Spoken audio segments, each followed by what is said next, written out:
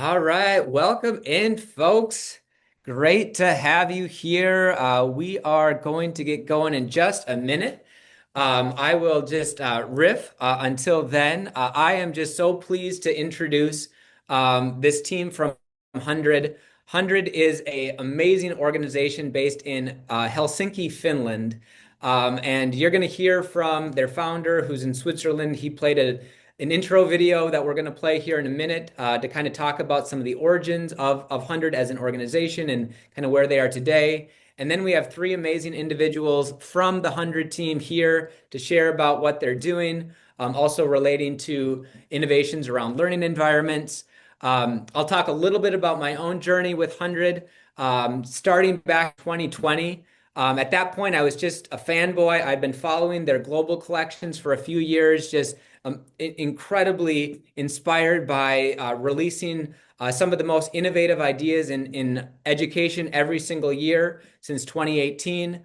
And at that point, I was asked to be the USA country lead for HundrED, and I was humbled to be in that position for a few years, connecting with innovators and other country leads from around the world who are just doing incredible things, cultivating innovations in their area and in their domains. And it is just an utter honor to welcome these amazing people who are doing amazing work, helping transform the field of education from around the world. So without further ado, I am going to play a short video from their CEO, Lasse, who is in Switzerland right now and cannot be with us presently. And then we're going to turn it over to the team from HundrED to talk about what they are doing at the moment. So thank you all for being here. And here is Lasse coming in from Switzerland.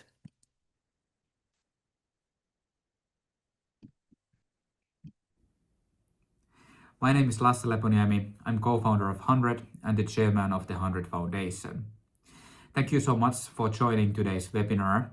And unfortunately, I'm not able to present for you live as I have some other commitments here in Switzerland today. However, Nathan asked me to share a little bit about the backstory of HundrED. So I'm very pleased to do so. HundrED started in 2015 as a semi-governmental project in Finland. As Finland was preparing to celebrate its 100 years of independence in 2017, HundrED started to identify and validate Finnish education solutions created across our public education system. Our idea was to pick 100 of them, as the name suggests, and to celebrate the Finnish centenary celebration in 2017 together with them. And so we did. For 2017, we highlighted and celebrated 100 Finnish education innovations. We traveled the world and shared information about the Finnish education system with the governmental officials. Simultaneously, many international education experts came to us and asked, could we do something similar but for the global education audience? We thought it for a while and decided, let's try to create the first ever HundrED Global Collection for 2018. And so we did. Since 2018, HundrED has always published a global collection of 100 impactful and scalable education innovations. In addition, we have done nearly 30 HundrED Spotlights, which are smaller collections, thematic, original, or combination of both, of education innovations that are impactful and scalable in their own context and in their own thematic area. Fast forward today, our innovation database consists of over 6,000 of education innovations, and they are coming from more than 110 countries. In addition, the HundrED community has grown to be a global family, a global community of education experts, innovators, teachers, policymakers, and also learners from 180 countries. Together with this community, we are able to identify these solutions, but also review these solutions. None of us can be a contextual expert of every country and every school district. For that reason, we look for our community to review these solutions that we have identified and we have conducted nearly 40,000 innovation reviews as of today. And at this time of the year, like every year, our aim is starting to be in a global collection for the next year. At the moment, the HundrED Global Collection call is open, and we are looking for new solutions to highlight them and help them to grow and address different challenges and opportunities in their own contexts. We very firmly believe at HundrED that education systems can be transformed through education innovations. For us, education innovations are replicable solutions that can provide similar kind of results across different contexts. Innovations are not new ideas, but they are proven concepts that can help students learn and teachers facilitate the learning process even better. When we are looking at the trends in the innovation sector at the moment, our assumption is that also for 2027, there will be a growing number of education solutions that are AI influenced. We are seeing really big need and demand in teacher professional development, and the need for student well-being will be continuing. And as of today, you will be hearing from our team a little bit more about the work we do at HundrED. And I'm hoping that this session will be really insightful for you. And I want to welcome you all to be part of the HundrED community. Thank you. All right. Thank you, Lasse, wherever you are in Switzerland. And I want to introduce Megan, Ariana, and Mariah. Mariah and Ariana are here from the research team at HundrED, and Megan is a project manager. And they are going to share a little bit about the work that HundrED is doing right now and really invite you to be a part of that work, whether that be to apply for the 2027 Global Collection as an innovator or to be on the HundrED Academy as a review team. This is an unbelievable community, and they're going to share more about it right here. So Mariah, Ariana, and Megan, take it away. All right. Well, I'll let Megan introduce herself really quickly, and then Ariana while I set up our presentation. Thanks. Yeah, I'm Megan Hammond. I'm originally from the US, but I've been in Finland for about 5 years and with HundrED for 3. And actually, our whole team here started about 3 years ago. So we are really excited to meet all of you here. And in addition to managing our projects, I also get to work with a lot of our community in different initiatives like our youth ambassadors and then networking opportunities. So really happy to meet all of you. And I will turn it to Ariana. Hello, everybody. I'm Ariana. I'm originally from Mongolia, been living in Finland for about 4 years now. Came to Helsinki to pursue graduate degree in education and ended up at HundrED as an intern and loved it and stayed. So that's my story, and I work as a research analyst and along with Mariah and the research team. Great. Thank you, Ariana and Megan. My name is Mariah Voutilainen, and I'm the research coordinator here at HundrED.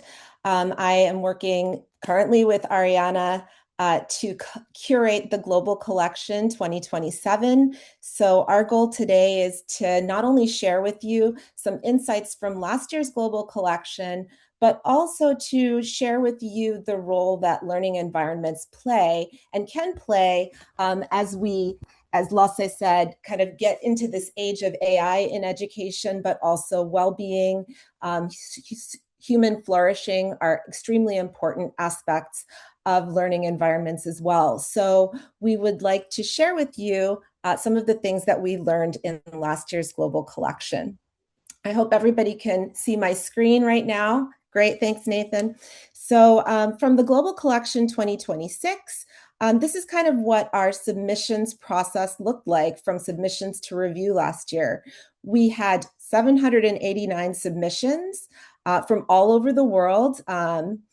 149, we then went on to shortlist. So as you can see, we kind of curated it down quite a bit, and we selected 100, of course, to our global collection. 23 of them were reselects from previous years because we always like to showcase the work of really long-standing education innovations in our community, and then 77 of which were new innovations to our community. They originated in 52 countries, have scaled to 181 countries, and they are reaching 63 million children globally. From our Academy side, we had 3,360 reviews by 242 Academy members, including our Youth Academy and Junior Academy. Youth Academy are 17 and up, and they provide a really interesting perspective about those education innovations. And of course, our Junior Academy members aged 13 to 16 also provide a very unique perspective about their lives as young learners and what they think education innovation should look like. Here's our trends by continent over the years. This is really interesting to us as a research team and as an organization, because we're trying to curate a truly global collection. And so we are reaching out to different regions in the world to explore how they deal with those unique challenges, contextual challenges that are presented, and how they address them. So as you can see, we've got submissions from all over the world, every continent, except for Antarctica, of course. But Europe and North America are in our top submitters, as well as Asia.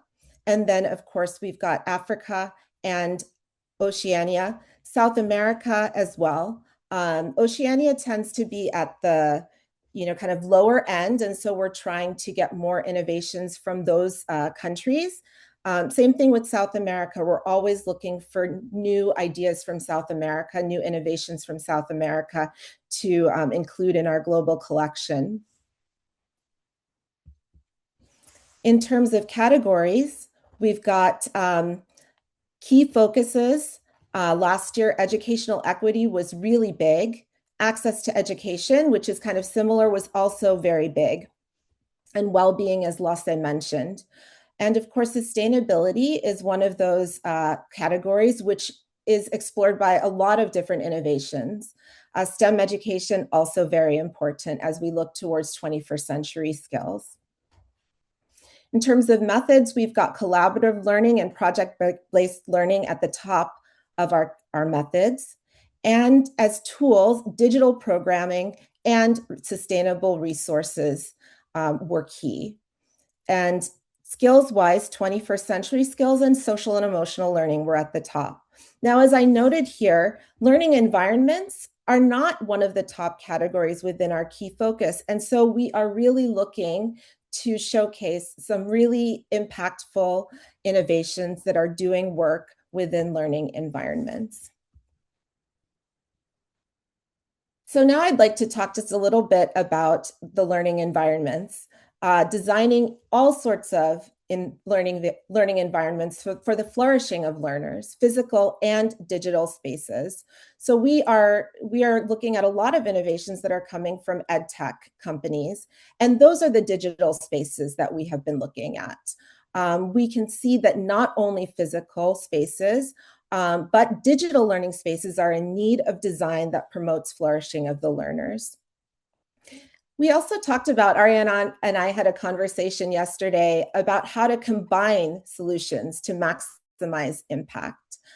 We've already seen that innovators, educators, and learners are taking steps to do that, and they are creating new approaches by combining different approaches to personalizing education. So next, we're going to take a look at a few of these innovations that are doing the work of innovative learning environments. Here are a really small collection of innovations that we've seen over the years. We have some ones that are very clearly about learning environments, like De Arquitectura from Romania and Patio Vivo from Chile. They're dealing with the actual physical structures that children are learning in, as well as the outdoor structures that they might be using to promote learning. Home is a learning space from India is taking learning beyond the classrooms and into homes and communities where they may not have access to school buildings. My School Can Be Cool is another one from Romania that is also talking about architectural spaces in schools. And then we've got one that's about digital spaces, real life simulation game, which is reaching many, many students around the world with their approach to exploring the lives of other individuals, putting yourself in somebody else's shoes in order to become more compassionate and more knowledgeable about the things going on in our world.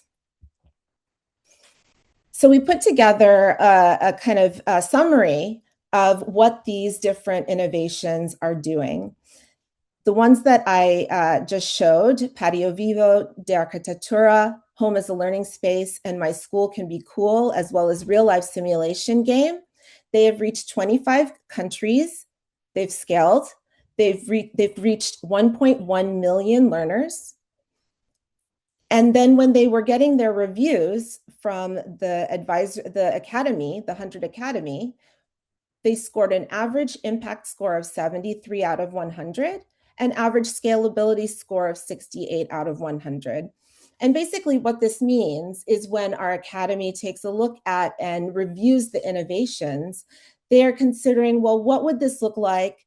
What does it look like in the context that it's serving? How is it reaching the learners? What are they doing in order to be impactful? What evidence can they present that convinces us of that impact and scale? And then as well, would that maybe be transferable to my own context? Those are the things that we are looking for when we're reviewing innovations. Now, reviewers also give us qualitative data as well. They make some written comments about each innovation's impact and scale, and so we've summarized them here. In terms of impact, reviewers widely highlighted the strong impact of these innovations in transforming learning environments into spaces that actively engage students in creativity, design thinking, and collaboration. So those are some of the things that our reviewers see as really highly impactful. In terms of scalability, they have seen the generally strong potential for these innovations to scale, particularly because engaging students and communities in shaping learning spaces resonates across many cultural and educational contexts. So we're looking for collaborative work between the communities, the schools, the innovators, the educators, in order to make these innovations scale to different contexts. Now, this is our final slide in terms of what we'd like to share with you today. We would love to have you apply to the global collection. If you scan this QR code and you go to our website, you will find the link not only to submit, but also if you are not interested in submitting, but would like to learn more about the innovations that are submitting to the global collection this year, you could also be a part of the Academy, and we would warmly welcome you to apply to join our Academy as well. And I would just like to give people the opportunity perhaps to ask any questions that they might have. Ariana and I are happy to answer as best as we can. I don't know if there are ones waiting in the chat or if people raise their hands here. Yeah, there was a question, and I think, Megan, you just replied, but just to put it out to the whole group, Liz asked, a wellness mindfulness organization I helped to guide was thrilled to be shortlisted a few years ago. Are we able to reapply, and what would be the process to do so? Ariana, did you want to take that one? Yes, we actually highly encourage all our innovators to reapply to each year, because even after selection, because we have a Hall of Fame where we celebrate the multi-selected innovations and update our community with the progress that they're making in terms of impact and scalability. So again, we kind of like keep on focusing the impact and scalability. So that those are the things that we're looking for. So when they reapply, we ask them to update the numbers that the number of learners that they're reaching, the number of countries that have been, the communities that they've scaled to, and also there is a part where we ask for like any additions or modifications that they have done to the innovation, where they can actually like talk about how they have been doing since the first submission. Like if they added to the innovative practice, if they modified their practice by including different approaches or solutions, and we would be interested to hearing everything that's like been happening to each of the innovations that we're working with. Like that's like over 6,000 actually. We have like collection of over 6,000 innovations in our database. Yay! Yes, please reapply. That is great to hear. I know from my perspective, I'm definitely going to go check out these individual 5 innovations that you just spotlighted. I think that's the next step for me. I'd also encourage folks, and I dropped this in the chat, if you're just curious to kind of get involved, but you're not ready to submit an innovation, being a part of the HundrED Academy is a really great way to sort of understand the ecosystem of HundrED and to kind of see how it works and how the reviewing process works. I did it a few years back. It was a really great experience for me. They call it the HundrED Academy, which they review. One of you just want to talk a little bit about what it means to be a reviewer, if there's anyone interested in that. Yeah, I can, or Ariana, you can go ahead. Sure. I just saw another question from Bonnie Jones. And then I will answer to that question, and Mariah could talk about the review board, about the advisory board and academy. So the question was, if an innovation is just in its first year, would it be okay to submit, or do we need to have a scaled a little? So for global collections, we ask the innovations to be in operation for at least 1 year and reached at least 1,000 learners. So like we need to have this minimum criteria to be able to actually like create the 100 innovations out of the submissions that's close to 800 the innovations each year that they're submitted. But that being said, like we would highly encourage you to create your innovation page. It is the like to have your innovation page gives you the opportunity to share your great work with the HundrED community or whoever is visiting our website and looking through our database. So it's a great space to share your work and join a great, wonderful community that Nathan is also like keep on mentioning. So it will give you a great opportunity to get connected with us, to connect with the community, so you can learn about the innovative approaches, learn what's happening in the education, the system across the globe. So it would be a great opportunity. So again, final sentence, I highly encourage you to create your innovation page. And I can send you the link to share your innovation. Yeah, thanks, Ariana. Yeah, I would also second Ariana that it does not ever hurt for you to create an innovation page, because it's also an opportunity to find others who are interested in the same kind of work that you are doing as well through our HundrED community. Back to the question about the academy and how that works. Nathan started talking about his experience, and I would have to echo that as well. I think Megan and I maybe were talking about it at another meeting today, but people who review for our different collections walk away with a wealth of knowledge about what's going on in the education ecosystem in their own context, which they may not have been aware of, in other contexts that they might be interested in. And with the global collection, you get such a unique perspective because it truly is very global. As an Academy member, you will review between 18 and 20 innovations that are coming from everywhere and are doing things that just are so inspiring. I mean, literal goosebumps. If you're an educationist, if you're a teacher, if you are a policymaker, you will feel the excitement about the work that these individuals are doing.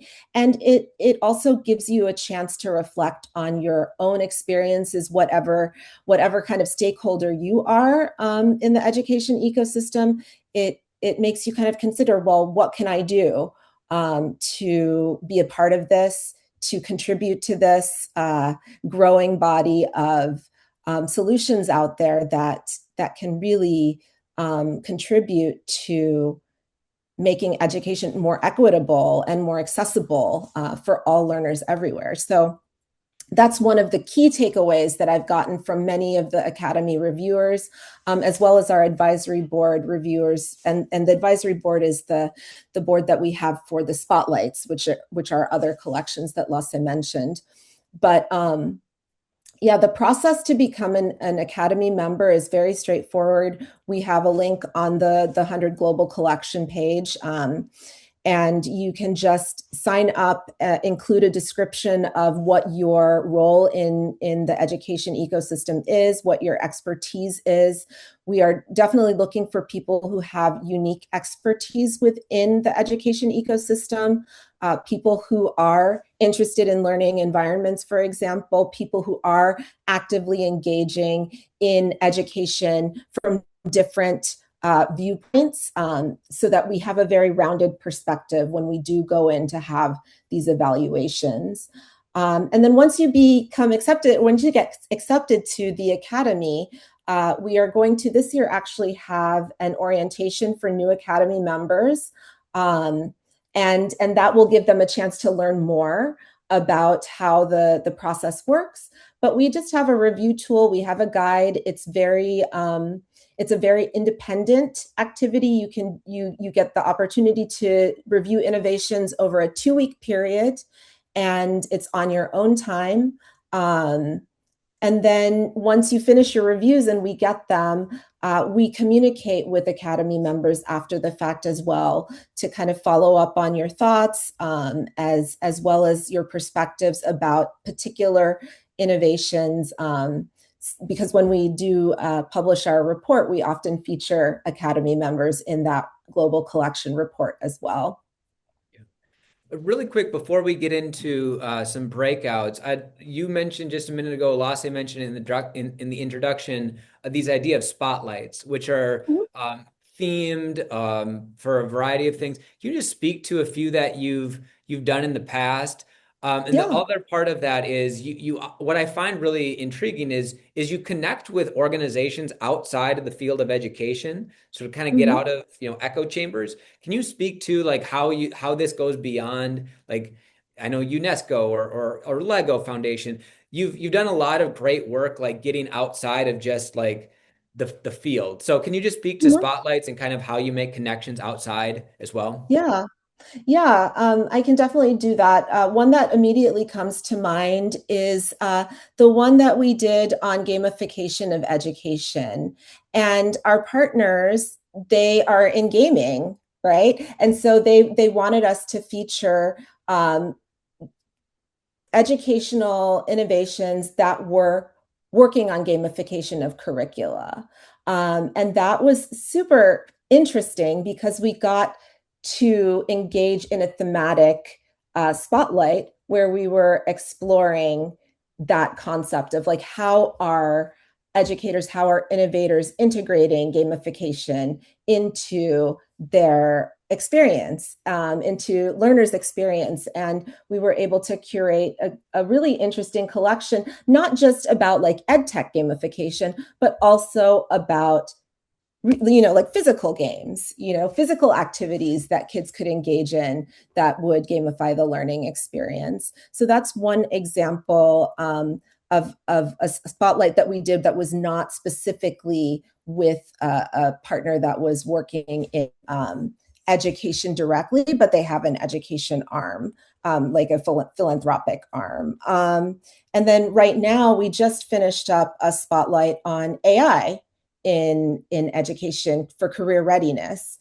And for that spotlight, again, we're working with a company that is not in education, but they want to, do philanthropic work in order to benefit the education space, and in particular in career readiness preparation, and using AI tools to do that, either directly or indirectly, to support teachers or to support the learning process. So those thematic spotlights are a great way for us to engage with partners who are not specifically in education.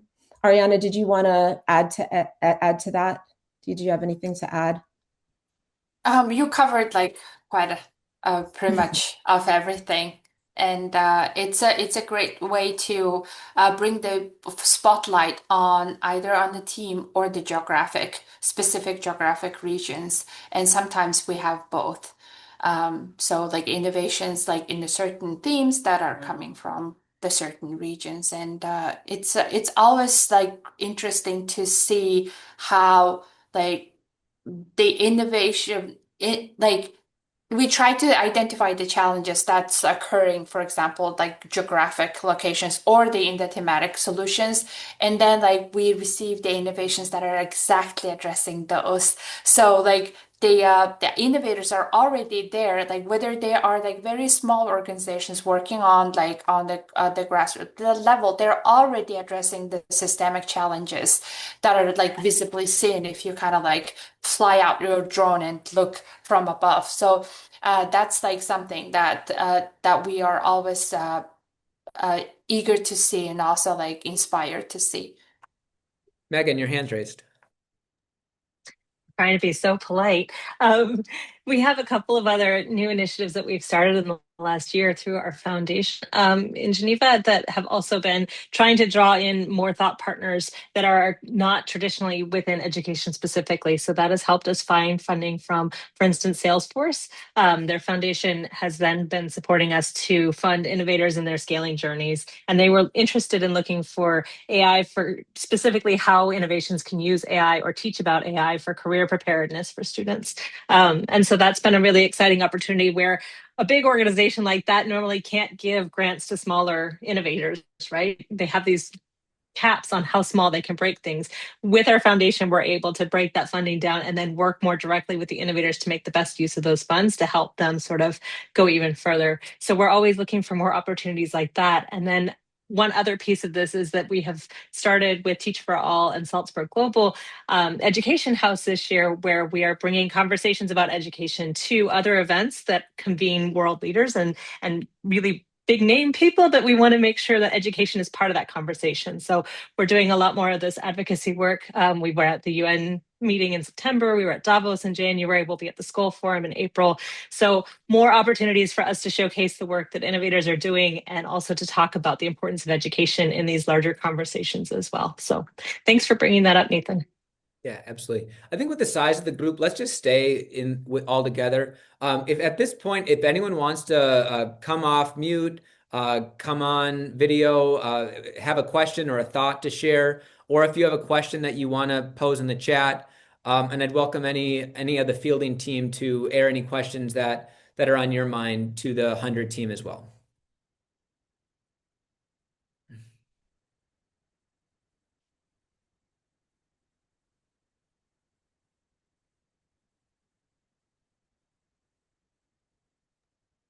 I have a question for the HundrED team. I'm curious because you get to see such a range of solutions. And I think one of the things that's really exciting is the contextual nuance, but also the repeatability of some of those trends.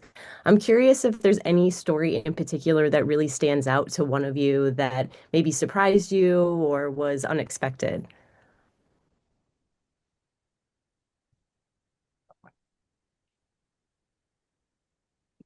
I actually have one story, and this is actually, now that I think about it, it is related to learning environments, so kind of up in the same space that you are. But there was this innovation a couple of years ago called Raster Master Teacher of the Streets out of India.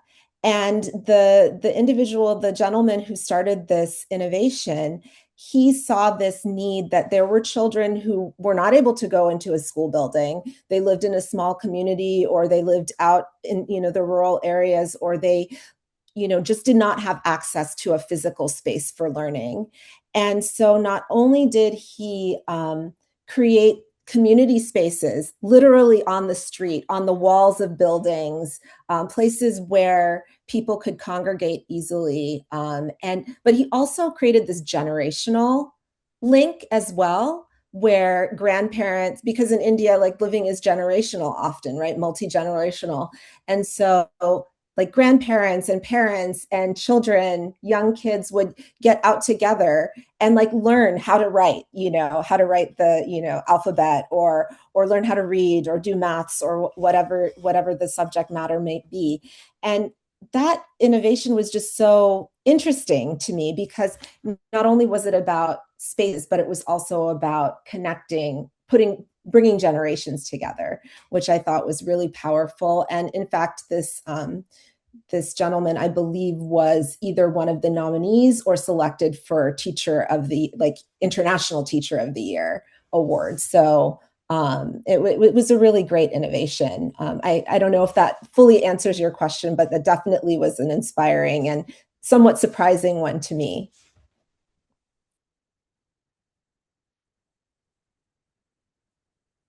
Yeah, sort of adding on to Anna's question, I'm thinking about the unique opportunity you have as cultivators of all of these innovative ideas that are happening out there, and this notion that there may be repeating patterns. You may be seeing, whether it is in whatever the sort of source of the innovation is, or the tools that they're using. But I'm marveling at the unique opportunity that you have in just your knowledge base of the kind of grassroots changes that are happening, because people recognize a problem, decide that they're going to innovate around it, and bring something to significant scale. So I'm just thinking about the lessons that you're learning and how you're thinking about lifting them up and sharing them with the philanthropists of the world, or the others who are out there hoping to also scale their impact. One of the things that I really love is seeing how an idea can be incredibly simple if you look at it just on the basis on paper, what someone did. Oh, he wrote a book about how to write, how to think critically and write that out. Doesn't sound very complicated, but this person then was able to scale it to thousands of students because he got recognition for it, or he found the right way to talk about it with someone. And that can give someone else in another part of the world the idea of, this thing that I'm doing in my classroom could help a whole lot more students if I just learned how to talk about it, if I just learned how to push the right sort of conversations forward. And then being recognized by a group like HundrED, getting that international platform to push your ideas even further, can be just this, I don't know, it's just a multiplier effect. And I think it's really great. It's something that we see also with the youth ambassadors, where they take something that seems really like a tiny idea, and then you bring it to a bunch of other people that care about similar things. And suddenly your idea takes new meaning, and it gets feet in a way that you didn't know it could. And so I find our community to be just really inspiring, because people will take you seriously for something that may not seem big yet, but just knowing that you have this sort of passion and this little kernel in your mind that's bothering you, you want to take it further. There's somebody out there who wants to help, or who's interested in the same thing. And it can be so affirming to know that you're not the only one who thinks about these things. So I think there's huge value in that. And meeting people like you all today is another instance of this, of seeing people that really care about these topics. I love my job. Sure. Do you want to vocalize your questions that you put in the chat? Yeah, sure. So I have two questions. One, just as curators of innovation, I'm curious what trends you see emerging globally that we should all be aware of. And then after that, I have a second question if you have time.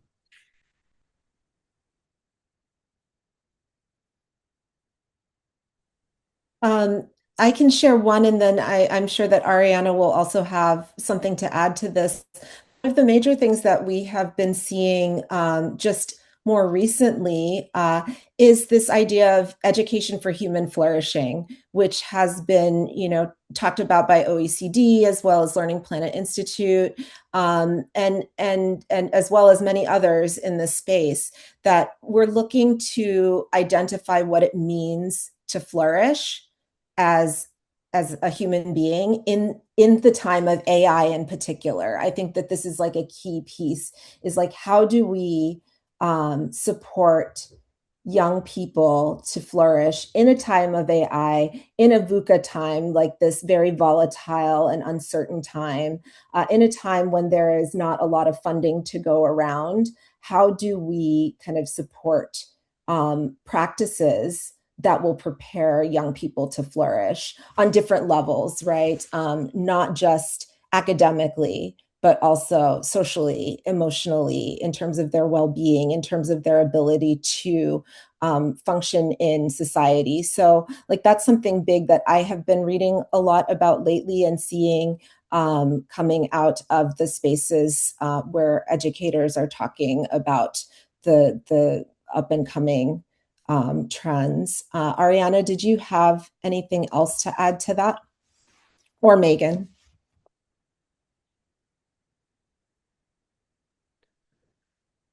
Lasse in his introduction had mentioned the obvious one is the AI in education, but he also mentioned wellness. But the third one he mentioned, I was a little bit interested in.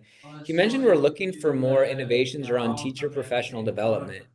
And I am wondering if you can speak to that, because I'm really intrigued, because I do think we're at a moment where there's so much misalignment between sort of waning or hospicing dominant education systems and emerging more learner-centered systems. And so teachers who have been in this dominant system, who have been trained in it, who have experience in it, and now we're asking for something different. And so I'm curious, kind of, if you could kind of talk a little bit about like what would be like a professional development innovation that would really help the 100 community, because I would love to kind of riff off that. That's a really good question. Ariana, go for it. This is your thing. Teacher professional development. Yes.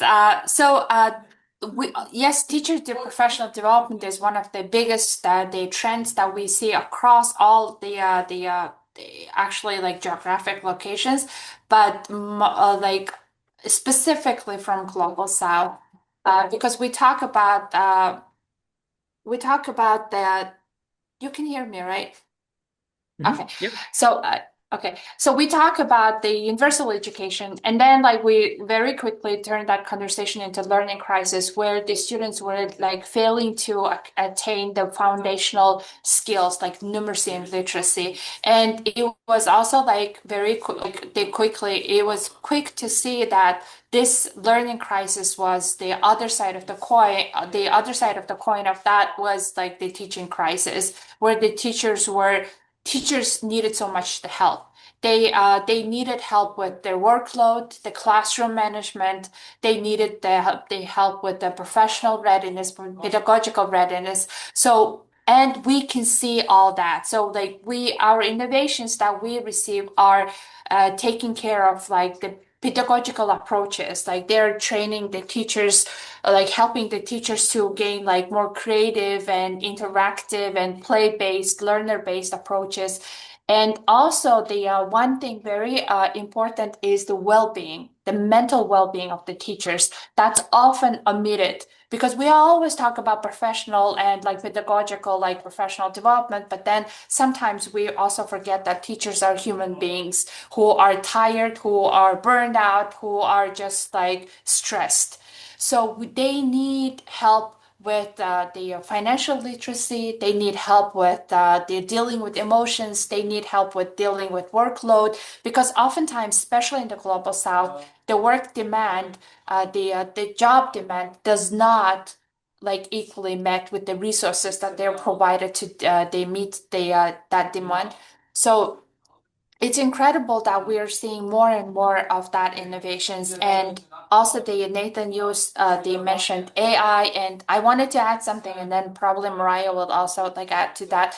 We see increasingly more and more innovations that are like AI based, but also like but in the final collection, we have relatively like smaller share of the AI-based innovations, because our reviewers often question about the affordability, accessibility, and also the ethical issues of the AI. Can AI like truly be the solution? And is it like ethical enough to introduce it to the basic education level? So those are the questions that are like reviewers are continuously asking. The whole education sector is actually continuously asking, and ethical use of AI and how to introduce it so efficiently so that it actually like supports the learning process, not substitutes it. So these are the very interesting points that we see, like we saw during our last year's global collection as well.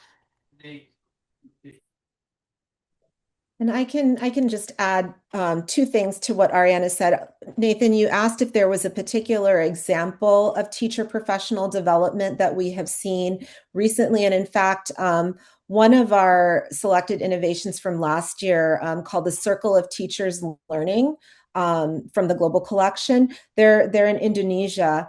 And it's a framework. It's a framework for building a community of practice in a place where that was not before, like that wasn't something important before. Like the innovator who developed this framework looked into the contextual needs of Indonesian teachers in their context, and then developed this very clear, step-by-step kind of instruction for teachers to build their own circles. And so like that goes back to, I think, what Megan said as well about something that could be really simple, something that we think is very simple to organize, or we've seen it before in our own context, is something that is truly innovative and unthought of before in another context. And so I think this is one of those things where not only is it something new for the Indonesian context, but also really aligned with the culture and with what their schools are experiencing and what the teachers are experiencing, in order to make it more impactful and more scalable to that context. So that was one. And if people are interested in seeing that, I can put that in the chat as well. Or you can also search for teacher professional development on the HundrED website, and it will come up. And then the piece about AI that Ariana was talking about and that Lasse mentioned, it also goes to the spotlight that we're currently conducting and as well teacher professional development, where AI is a tool that teachers can use in order to improve the work, their task load. It can help them to track student learning, but then there's also the ethical issues. So that goes back to what Ariana said about the concerns, where AI holds all of this great opportunity, but we have to kind of be measured about it. We have to continue to be cautious and use it in ways that are responsible and ethical and careful. So yeah, that's what I wanted to add. I don't know if Megan has anything else to add. No, I was addressing Kurt's second question in the chat a little bit, but he was asking about what the greatest barriers are for implementing. And I was sharing that what we found with some of our innovators is that a lot of times it comes down to funding and then political will. So we've had innovations that were all set to scale into a new context. They've done all the legwork of translating it like linguistically, but also culturally, and figuring out the right fit, finding all the schools they want to go to. And then an election cycle happens and everything gets turned upside down and they can't do it anymore. And that's incredibly frustrating to watch when these small innovators who, don't have large budgets, and now they've got this great, contract that looks really good. They're about to go. And then all of a sudden 16 of their schools get wiped out, and you put in all of these hours and suddenly you don't have the budget to do it again. So that kind of, it's like building a sandcastle too close to the waves, right? It feels sometimes like if you haven't shored up enough of a dune between you and those kind of possible things that could change your whole plan, it can get really frustrating to implement. Where the idea is solid and everybody agrees they need it, but sometimes it's just getting enough people around to say, yes, we're committed to it, we're going to do it, we're going to see it through, and then sticking with it. I think also that sometimes things get started and they don't get enough time to trial. We had a great workshop at our summit one time talking about how so many innovations don't get to a certain point because somewhere along the way they didn't have enough momentum built up, and so there's sort of a plateau you have to get over, right? To see that really scale. And so implementing is part of that story, I think. But yeah. I know we have some very brilliant people here who are doing innovative work. I'm curious, every year you have 100 innovators who are selected in the global collection. What do you do as an organization to support those innovators and to amplify them beyond just making the report for the global collection? Can you kind of speak to that? Yeah, so beyond the amplification of innovations, we have a wonderful team that works on community events as well. But from webinars such as this one, like this one, similar to this one, where we convene innovators and the rest of our community members around a particular topic. Recently, we had one about human flourishing because we are really curious at HundrED about how that is guiding or influencing the work that innovators are doing, the work that community members feel is necessary within the education ecosystem. So lots of really great events that are ongoing all the time. I don't know, Megan, if you remember how many we have this month, but there have been so many already this year. There were a lot. It was at least once a week we were having those. So yeah. Yeah. So I mean, if you are interested in joining those meetings, they are open to the HundrED community as well as people who are interested in the HundrED community. So I highly encourage you to go to our events page and check it out. Or often there will be does Jamie put out articles about the events prior to the events? Sometimes, right? Yeah, and they're in our newsletters. So signing up for any member of our community would get those. There's one last question in the chat about it would be interesting to hear your perspective on human flourishing and what it means for facility design. And I think given our current community survey about that.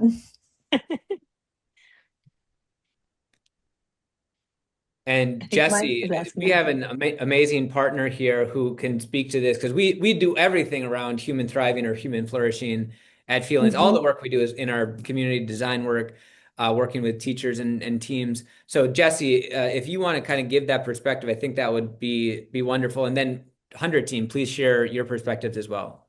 Yeah, would love. Sorry, I asked a question throwing Jesse immediately in front of a fast-moving vehicle here, but would love the perspective of both groups, from both architecture and from what you're seeing from the innovation community and what's kind of being demanded or requested or what's surfacing, because I think that's the context that many of us work in. Yeah, I to start, and then I'm really excited and interested to hear HundrED's point of view. I mean, in terms of flourishing, we've talked about well-being a little bit today, and I think that in terms of that connection with facility design, there's some elements that I think some of us, at least on the fielding team and designers, feel like are just givens, but they're not necessarily. So I think those ideas related to well-being and the elements of biofield connecting to nature, I think some of those are innovative just by the sheer fact of prioritizing them, if that makes any sense, because I feel like oftentimes that's lost. And you raised that related to teachers and teacher well-being. And I think it's just true. People spend so much time in buildings. They spend probably too much time in buildings. But I think that in and of itself is just really important. Yeah. So HundrED, would love, your take and kind of what you're hearing and seeing and context for us. Yeah, I mean, to the point about like the natural world aspect of learning spaces, one of the innovations I mentioned, Patio Vivo, they are very much dedicated to this idea. And it goes beyond just well-being, just beyond individual well-being for them, because it was a path to better student-student relationships, right? They found that like when they created an outdoor space that was facilitating healthy, safe play for learners, that really helped with a lot of kind of like the bullying and the negative aspects of, you know, being around other kids growing up. That really helped to create a safe space also emotionally. So I think that that's one major aspect that we've seen about creating learning spaces that are looking to well-being. I also like to say something about digital learning spaces. And I know that that's not physical, but I think that that's something that is also, you know, shifting, or at least is becoming more apparent to us, is that digital edtech innovations are trying to curate a learning space, a virtual learning space for young people, for students, for teachers to boost learning, but also make it really enjoyable and safe and productive. So I think that that's something that we also tend to miss, is the idea of ed tech spaces as learning spaces as well. But definitely to your point, Jesse, that it is something that makes those innovations quite unique, right? The fact that they're focusing on learning spaces rather than, okay, like how do we get kids to academically perform better? Well, how do we like create a space that facilitates that for them, is something that we find very exciting when we do see submissions that are addressing that. Sorry, I just want to jump on this as a building question, because we're also seeing, you mentioned innovations in digital space. We're also seeing more of a counter argument to overly digitized learning experiences. And so I'm seeing, as you're seeing these digital space innovations kind of emerging, are you also seeing the acoustic version of learning resurfacing in innovative practices related to connection and humanity and flourishing as well? Or are we not seeing that trend catch up in these submissions yet? That's a really good question. I don't know if I have too much to say about it, but Ariana, do you have anything to add to this? I do think that it's a really valid question, Mike, and it makes me curious to think about it as well. But Ariana, did you have anything? Yeah, I'm still like processing and thinking and like what could be like, yeah.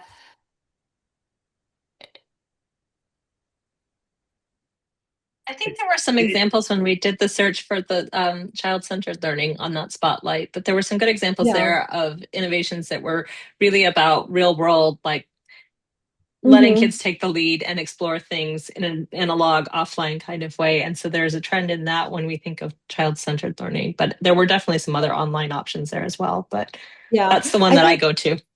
Yeah, and I also think that hybrid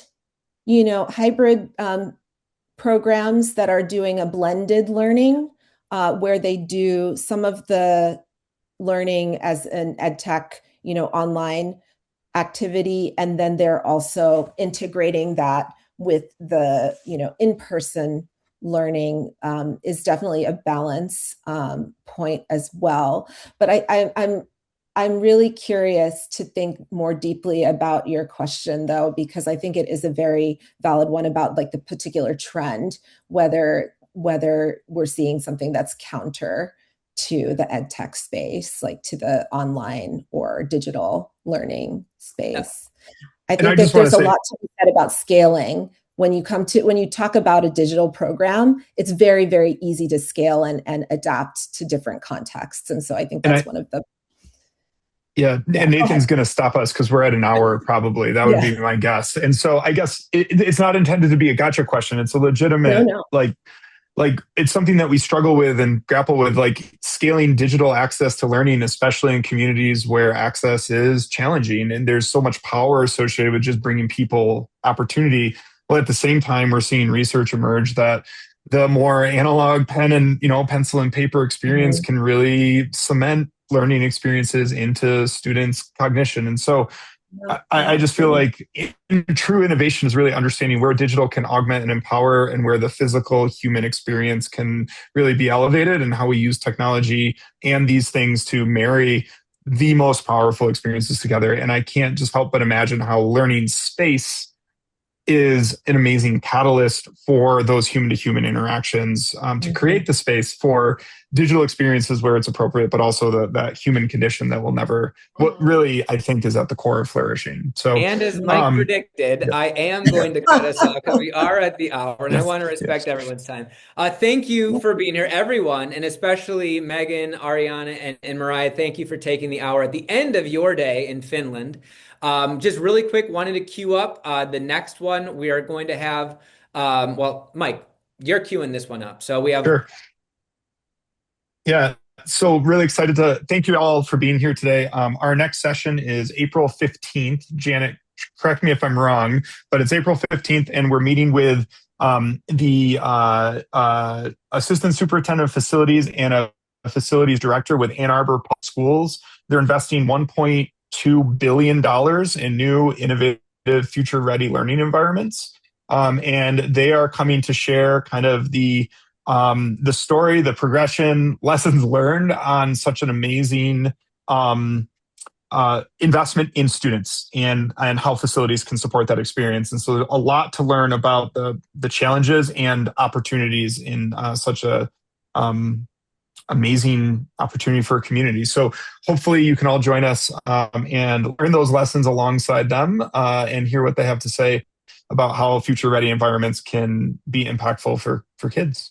Thank you, Mike, and a special thank you to the HundrED team. Really appreciate you being here. Bye, everyone. Thank you so much for having us.